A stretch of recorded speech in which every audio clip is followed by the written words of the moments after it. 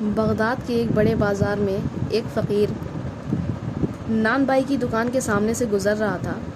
Naan by وہ جو روٹی بناتے ہیں۔ اس نے انواع اقسام کے کھانے چولہے پر چڑھا رکھے تھے جس سے بھاپ نکل رہی تھی۔ ان کھانوں کی خوشبو کی لذت ان کا پتہ دے رہی تھی اور ارد گرد گزرنے والوں کو اپنی طرف متوجہ کر رہی تھی۔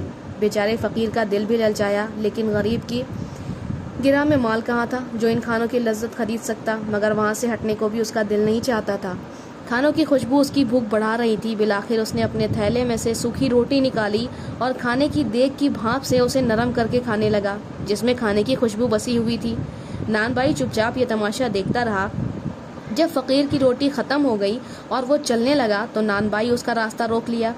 کیوں وہ مستنڈے کہاں بھاگا جاتا ہے؟ لا میرے پیسے نکال۔ کون سے پیسے؟ فقیر نے حق تک ہو کر پوچھا۔ اچھا کون سے پیسے؟ اس نے لفظ چبا چبا کر اگلے۔ ابھی جو تو نے میرے کھانے کی بھاپ کے ساتھ روٹی کھائی ہے وہ کیا تیرے باپ کی تھی؟ اس کی قیمت کون چکائے گا؟ عجیب انسان ہو تم۔ وہ بھاپ تو اڑ کر ہوا میں مل رہی تھی۔ اگر میں نے اس کے ساتھ روٹی کھا کر خود کو بہلانے کی کوشش کی ہے تو اس میں تیرا کیا چلا گیا ہے جس کی میں قیمت ادا کروں؟ فقیر نے پریشان ہو کر کہا۔ بس بس اب ادھر ادھر کی باتیں مت کر، میں تیری جان ہرگز نہیں چھوڑوں گا، میں اپنا مال وصول کر کے رہوں گا۔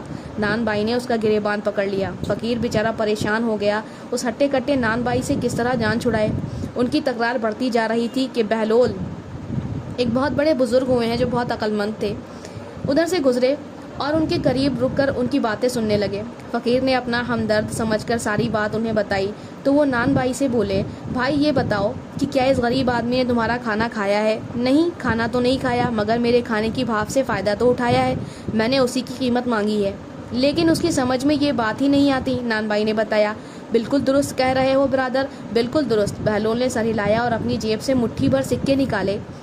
وہ ایک ایک کر کے ان سکوں کو زمین پر گراتے چلے جاتے اور کہتے جاتے، نان بائی، یہ لے پیسوں کی آواز پکڑ لے، یہ لے اپنے کھانے کی بھاپ کی قیمت، ان سکوں کی کھنک میں وصول کر لے، لے لے لے لے، یہ سکوں کی آواز تیرے کھانے کی خوشبو کی قیمت ہے، اسے اپنے گلک میں ڈال لے۔ ارد گرد کھڑے ہوئے لوگ ہنس ہنس کر دوہرے ہو گئے۔ نان بائی اپنے خفت مٹانے کو بولا، یہ پیسے دینے کا کون سا طریقہ ہے؟ بہلول نے جواب دیا، اگر تو اپنے کھانے کی بھاپ اور خوشبو بیچے گا تو اس کی قیمت تجھے سکوں کی آواز کی صورت میں ہی ادا کی جائے گی۔